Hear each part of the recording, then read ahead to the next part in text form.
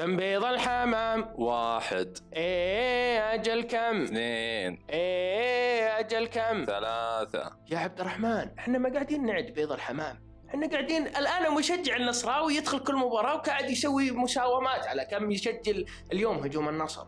وسجل رابع يا عاصم. من يوقف سجل رابع لكن طلع تسلل. السؤال الأبرز يا عبد الرحمن، من يوقف هجوم النصر الناري والاكتساحي؟ يمكن يجيك الهلال يقول كوليبالي والبليهي. عبد الرحمن هل الهلال دفاعه قادر أن يوقف هجوم النصر؟ أقوى دفاع بالدوري. أنا أعتقد أن هجوم النصر يحتاج إلى قلاع أو سور طويل لإيقافه. لهالدرجة يا عاصم؟ نعم، يعني أنت توقف واحد يطلع لك واحد من هنا من هنا، يعني الضربات تجيك من كل مكان. تلس يسجل من كرات ثابتة يا عاصم. أنا علمتك يا عبد الرحمن. يعني نخلص من رونالدو وتاليسكا يجينا تلس. أنا أقول أي فريق في الدوري حصن وضعك، هجوم النصر هذا بيضربك ضرب، انتبه. هذا يا عبد الرحمن بالنسبة للنصر، يعني اليوم مبروك للنصر، هارد لك للوحدة، وأنا أحتاج يا عبد الرحمن منك الأسيست، يلا حطني. ما نعطيك الأسيست اليوم. لماذا يا عبد الرحمن؟ يا أخي ما في تفاعل باللايكات يا أخوان، التفاعل في اللايكات، يلا يا شباب عشان عبد الرحمن يعطيني الأسيست ونحلل. اسمع ما راح أعطيك، ولا ثقة، عندنا ثقة فيهم إن شاء الله إنه بيفجرون اللايكات بإذن الله تعالى. طيب يا عاصم خذ الأسيست وسجل تحليل بإذن الله.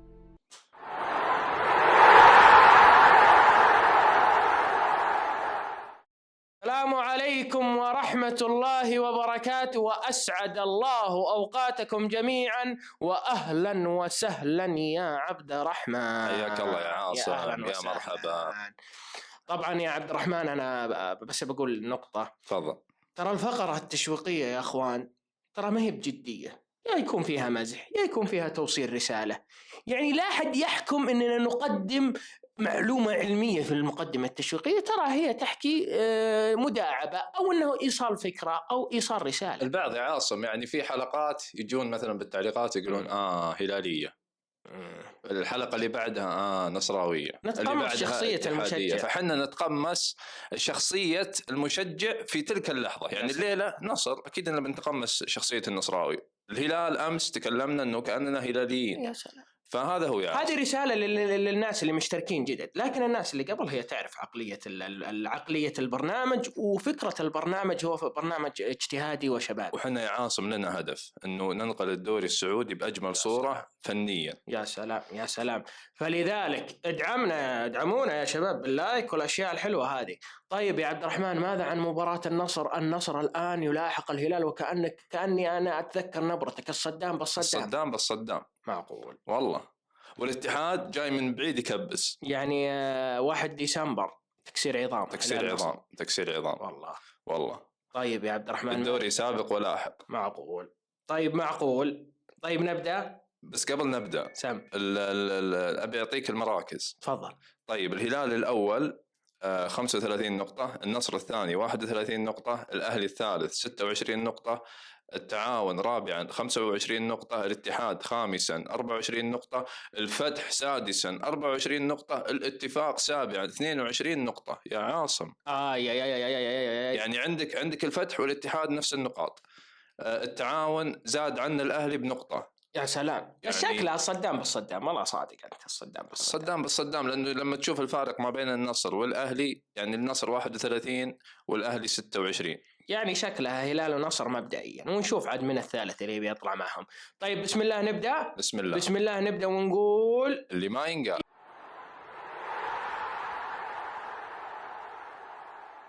طيب النصر والوحدة. يا سلام. النصر والوحدة اليوم شفنا النجعي أساسي.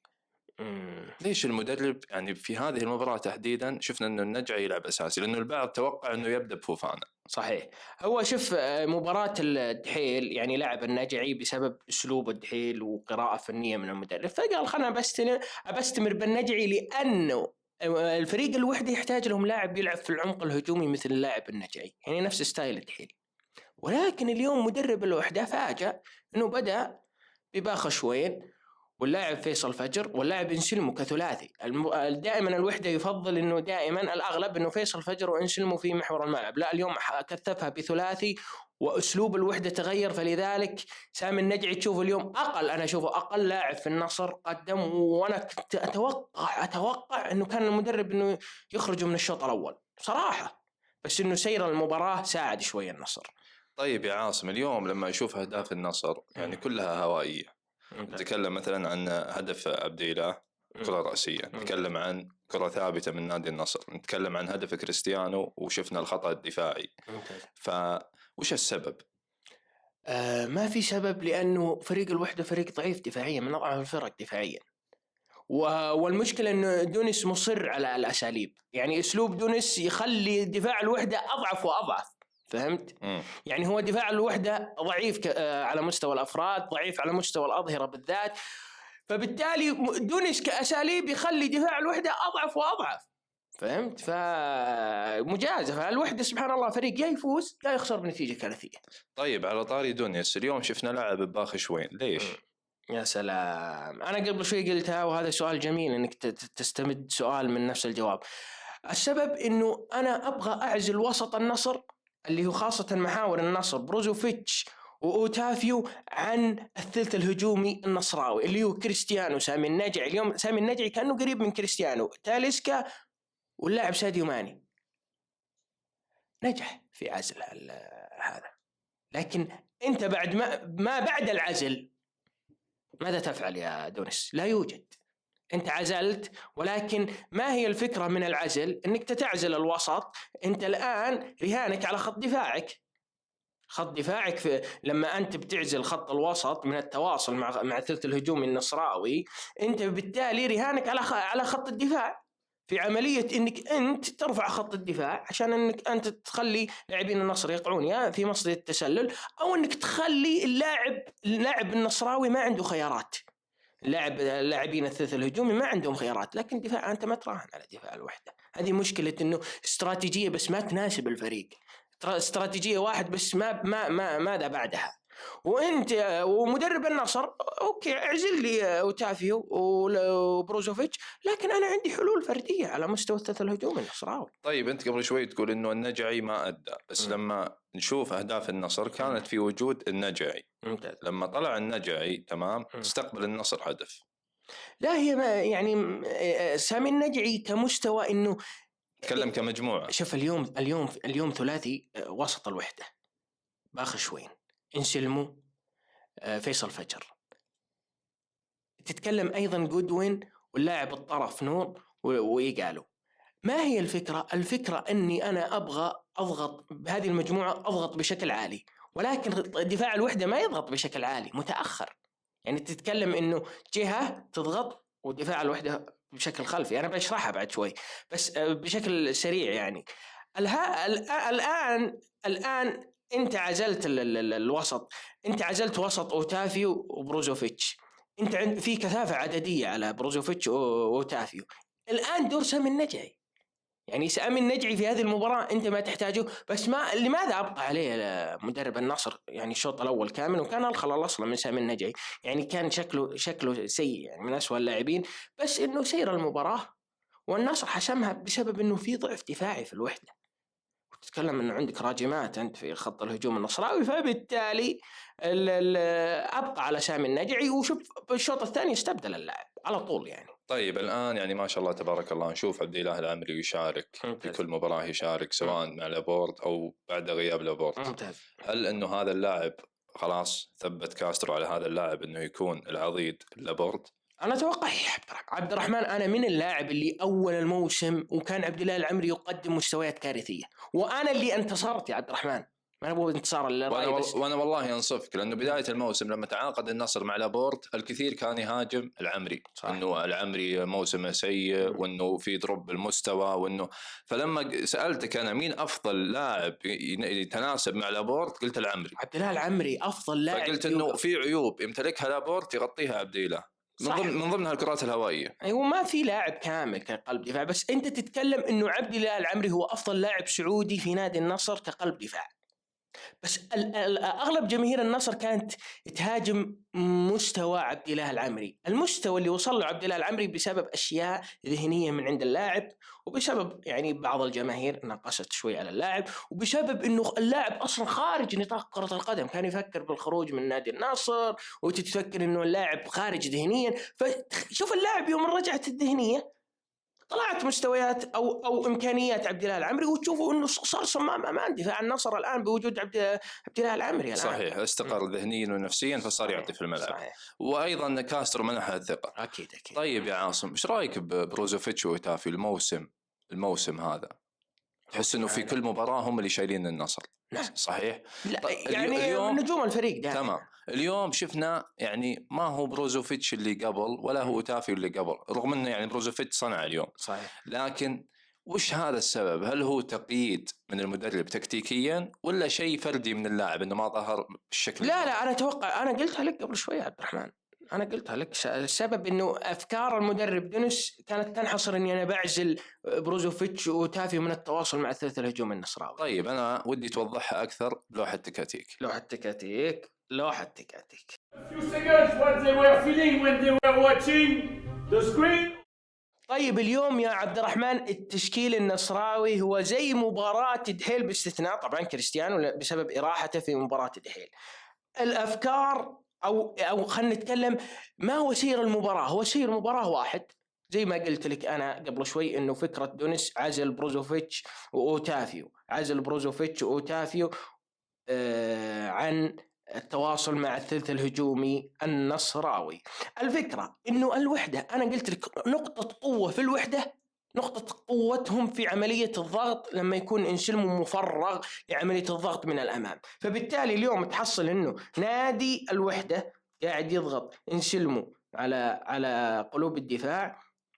قالوا فيصل فجر، باخشوين، تتكلم انه تقريبا بروزوفيتش باخشوين على بروزوفيتش تقريبا، او انسلموا على بروزوفيتش. الاهم هو ما هو النمط، نفس يعني مش لاعب مراقب ولكن على الحالة نفسها. فبالتالي تحصل جودوين على سلطان الغنام، عبد العزيز نور على تيلس، تحصل الان خط الدفاع الوحداوي الان بهذا الشكل. ماني مع سعيد المولد، كريستيانو، النجعي، تاليسكا. يعني شوف الحالة، يعني تتكلم انه 5 إلى 6 لاعبين من فريق الوحدة يضغطون بشكل عالي، ولكن الدفاع ما قاعد يتواصل معهم، ما قاعد يرفع الخط عشان نطلع كبلوك كامل. تمام. فبالتالي مدرب النصر خلى الوضع زي ما هو، خلى كل لاعب نصراوي يقابل كل لاعب في الوحدة. تتكلم عن الثلث الهجومي اللي هو تاليسكا والنجعي وكريستيانو وماني. تتكلم انه اوتافيو وبروزوفيتش في عليهم عملية ضغط.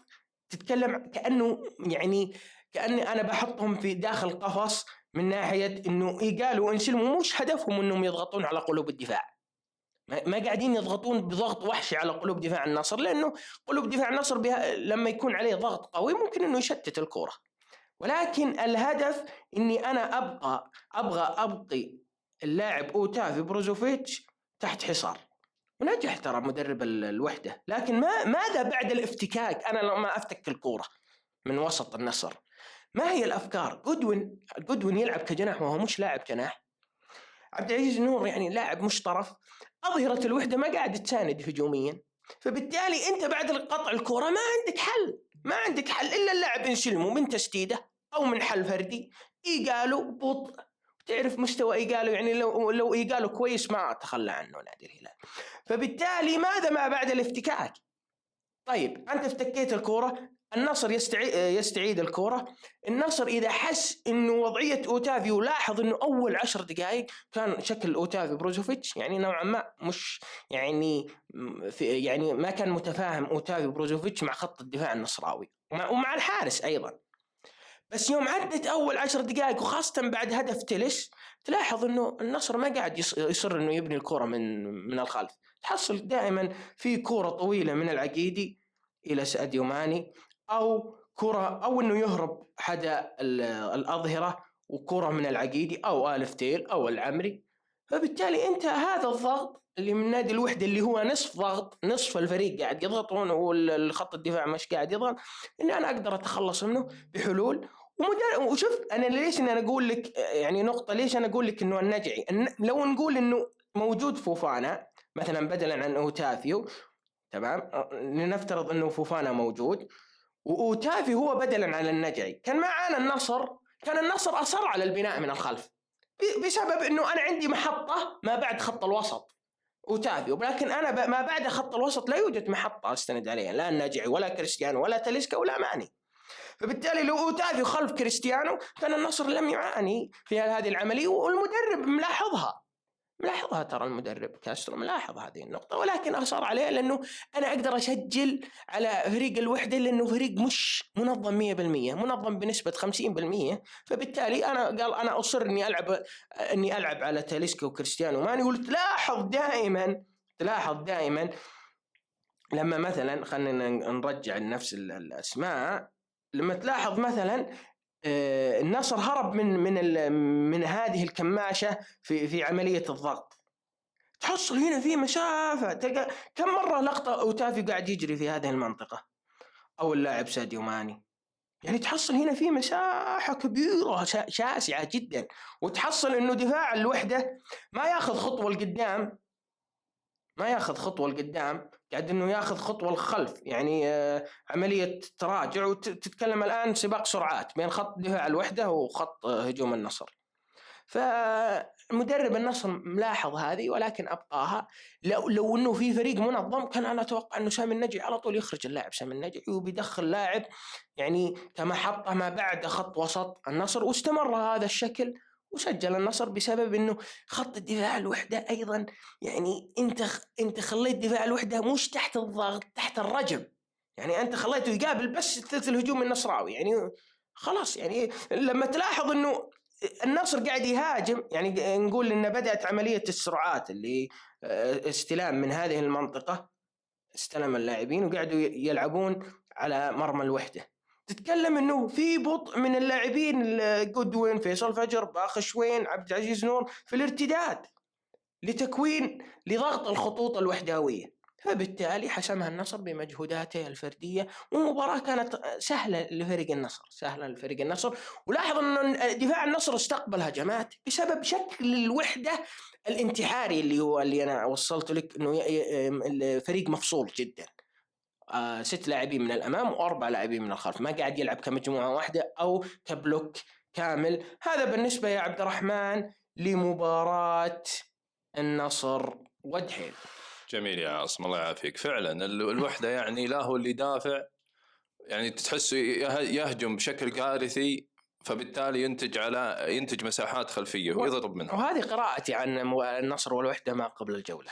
جميل يا عاصم. اللي بعده. خلصنا. اللي بعده.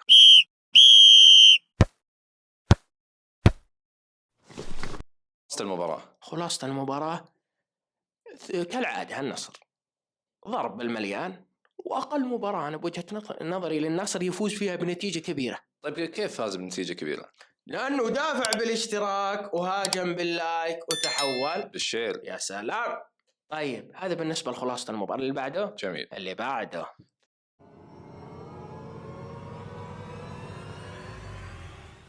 نجم المباراة، بس قبلها الله يسعدك اللي تتابع الرابط الأول منصة إحسان، ادخل الرابط وتبرع بريال وشاركنا الأجر، جزاك الله خير. اللهم امين، جزاك الله خير يا عبد. نجم المباراة باعتقادي عبد الله العمري.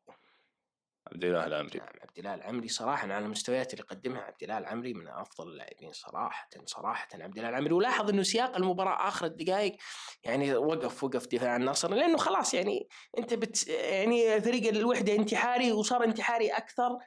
وعبد الله العمري صراحة أنا أعطيه نجومية المباراة. أنا شفت تاليسكا. الله الله الله الله يا عبد الرحمن، انت كذا تقول كأنك يا عاصم.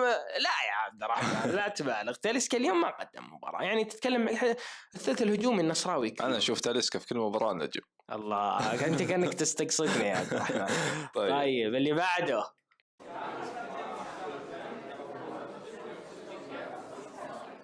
سؤال الحلقة. يا سلام، سؤال الحلقة: لماذا النصر دائما يفوز بنتيجة كبيرة؟ هل هو بسبب قوة منظومة النصر أو أفراد على مستوى الثلث الهجومي؟ أعطني وجهة نظرك. أم مستوى جميع إنه كل الفريق عنده قوة هجومية، أظهرة على قلوب دفاع، على وسط دفاعي، على ثلث هجومي؟ أعطني وجهة نظرك، لماذا النصر دائما يضرب بالمليان؟ حنا خلصنا الجولة 13 وانت بينك وبين الهلال 4 نقاط، تقدر تجيبها يا النصراوي؟ هذا سؤال. يا سلام. طيب وأخذ لك سؤال يا النصر، ماذا عن 1 ديسمبر؟